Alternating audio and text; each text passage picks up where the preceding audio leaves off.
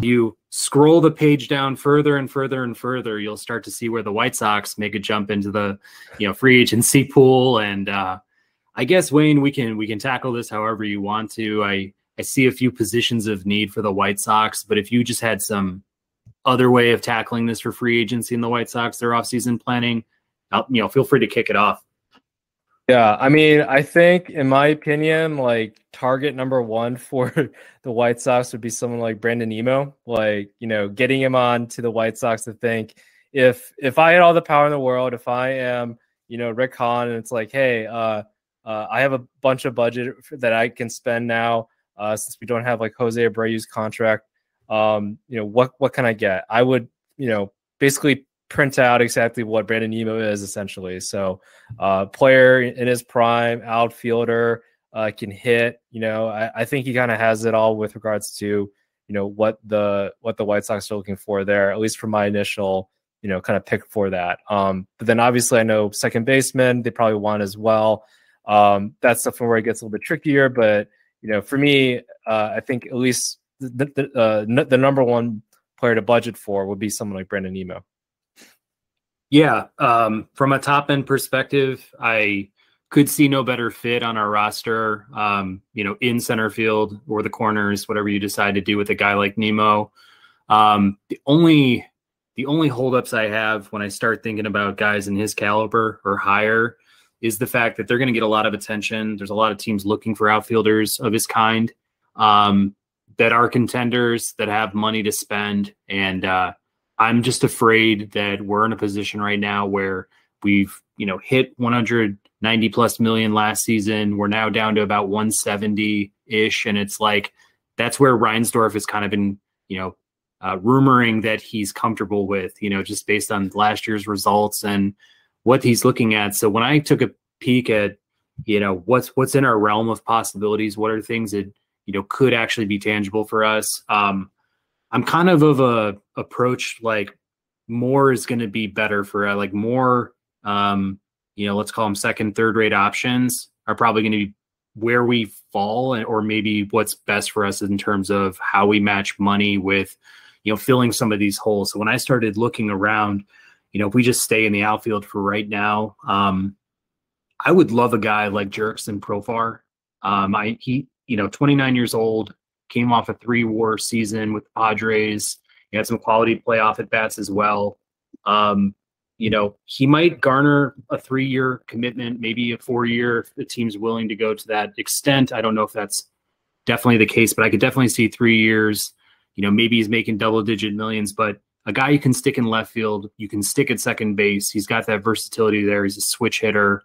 He can hit for some pop if you get him into guaranteed rate field. Maybe he's turning 17 home runs into 20 plus. Not the best on base guy, but in the same sense, he does have some speed. So, could add a different element there for the White Sox.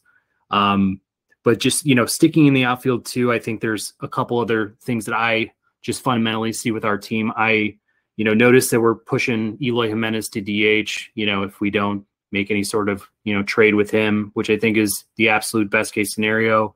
I would actually pull Gold Glover Luis Robert out of center field, put him in left field just to save his body, save him for at bats, because, both those guys missed so many games last year that, as much as I love his defense, I also love the fact that he can, stay on the field. So with holes, I believe, kicking off the year in center and right, it looks like we need a pair of outfielders as well. So it's, guys for me that really stick out are like Kevin Kiermaier for, his defense. I don't love his offense, but I think, he's from Fort Wayne, Indiana, grew up near, White Sox Nation. So maybe there's a chance we get him on a 1 or 2 year deal, very cheap.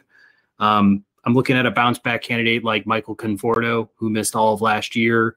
He has the 350 plus OBP. Guy could play right or left, maybe a little bit of center field, lefty bat.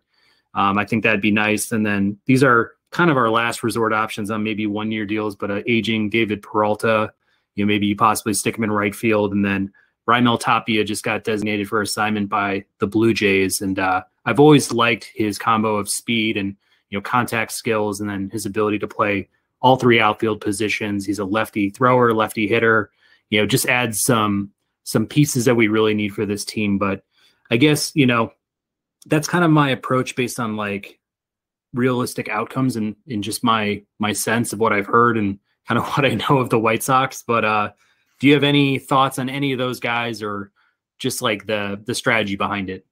Yeah, well, it's interesting the Luis Robert moving into left field and everything, just because like he is always injured, so maybe it is like, we take him to or put him into a position where, hey, you're very talented. We know you can play center field, but just don't get hurt, okay? That's all that matters. Your bat is more valuable at the moment. So, yeah, no, that's an interesting take, and I think that definitely opens up a lot more outfielders for the White Sox, I think. Yeah, so I don't think I have anything necessarily wrong with those strategies. I would love to see a player like Jurickson Profar. I think that definitely makes sense.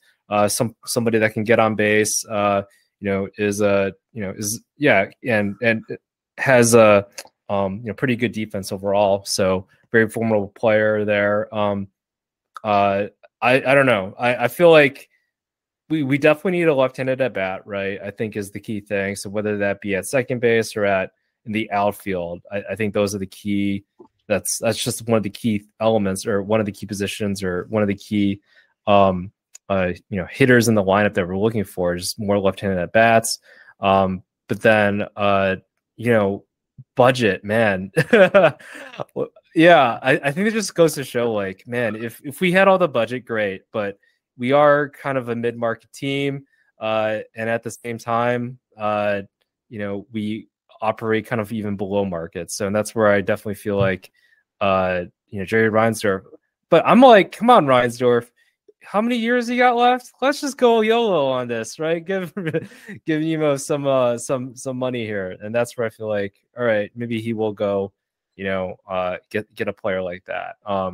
So, but yeah, I don't know. I was looking at some second basemen though, as you were kind of talking there. So, I definitely see some player. We're moving on away from, I think, Josh Harrison. I think that another player out there that I think could do pretty well is Odor.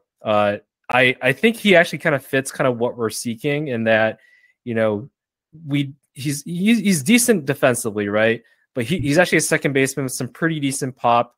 Had a 30 homer season, and his hit homers in double digits the previous couple of years. So I think that he would be he's only 28 years old, so I definitely see he's going to be hitting his prime years, and playing in a place like or playing in a lineup with the White Sox. I think that he can definitely do a lot of damage and just fit right in there. So that's who I would probably pick for my second baseman there. But yeah, to everything you said with regards to the shifting and all that, no, I definitely think it all makes sense. I don't think there's anything wrong with that. Yeah.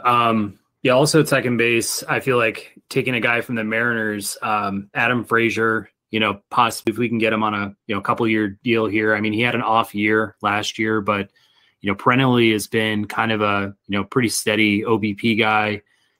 Average will kick in. Even before 2022, he had an all-star campaign in 2021. He's only 30 years old. He can play a little outfield too. If we happen to put Mendick at second, because Mendick had a pretty good year, although he bats righty. Kind of same issue that we've had with a lot of the other guys, just stack really heavy righty for our team. But Mendick batted about 290 last year at second base. He's controllable through 27, so it's like as long as it's not Lurie, I feel like everybody will be somewhat happy. So I think that's a guy that I'd like to see them target. If not, there's another guy that is pretty much a no-namer to most, but Jace Peterson played second, third base for the Milwaukee Brewers. He's a guy with really good defensive WAR metrics. I mean, he's in the top 40 for players in the MLB.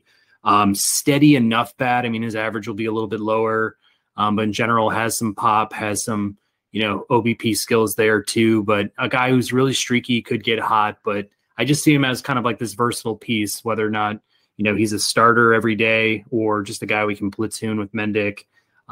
Just like the hey, if we can't get one of these guys, like, hey, we've got a backup here that can at least be serviceable in a platoon split. So, yeah, as far as position players, if we just improve the defense, get a little bit more speed, get some guys who can get on base a little bit more. It's not just, home run derby throughout our lineup. I'll be really happy because, we're going to, kind of ban the shift next year. We're going to need a second baseman who can cover some pretty good ground over there. And we need somebody who can like actually trust, into our future, at least in like the near term, whether that's just, 1 or 2 or 3 years. Like we've been shuffling the deck every year since feels like Iguchi was over there. So we just need somebody who can, just be steady over there at the Keystone. Yeah, for sure. Yeah. And I don't know. Yeah. I'm optimistic though. I liked everything. I heard from the White Sox new manager and everything. So I'm very excited, I think, going forth towards this next coming season. Now that we don't have La Russa to kind of just sleep away this entire season away. So I'm definitely thinking that the bats will come alive, I think, this season compared to last season. It was just so anemic and hard to watch, I think. And hey, there's also a lot of potential, obviously, kind of in the minor leagues as well. There's a lot of players, I think, that could potentially fit in. So who knows exactly what kind of happens, but I'm just excited that it seems like there's going to be kind of new faces and a new light for this team. Yeah, and we'll see what happens with guys that are currently rostered on our team salaried, guys like Lucas Giolito, Gavin Sheets. If we're not going to, sign Lucas past this year, or, Gavin Sheets is no longer going to play outfield and we just need him to be, first base DH, like we're probably going to commit most of our time to Vaughn and Jimenez. So it's like, I've just been looking around and listening to trade rumors and stuff, but I've heard one rumor, which I think is kind of nuts, but, I'd be happy about it. But just a 1 year for 1 year swap of Giolito for Teoscar Hernandez on the Blue Jays. That happened to come to be. We'd have to figure out what we're doing in our rotation. Maybe that's us signing a couple free agent pitchers, but didn't hate that idea.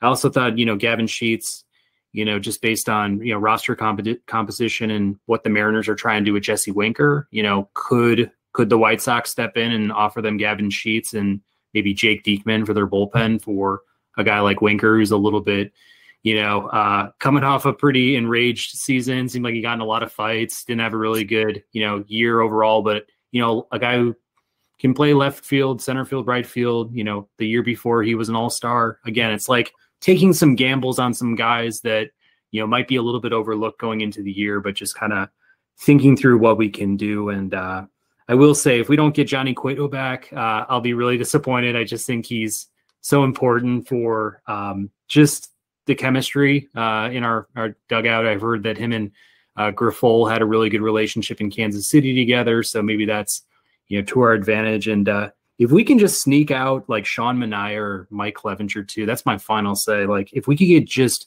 a guy who was at an all-star to Cy Young caliber, who just had a bad year, or, whatever it was, but like these guys are still in their younger 30s, moving into some of their prime years. They had off years, but it's like, we need to take some home run swings here with some risky but high reward type players if we're truly trying to be more than just, a division competitor. It's like we've spent this money, we've committed all this time and, energy to building this roster. It has disappointed us a little bit, but in the same sense, we won back-to-back divisions in 20 and 21. So it's like, it's now or never, like you're saying. If it takes Jerry spending some money on a guy like Nimmo, like, let's do it, man. Pull the trigger. Let's go.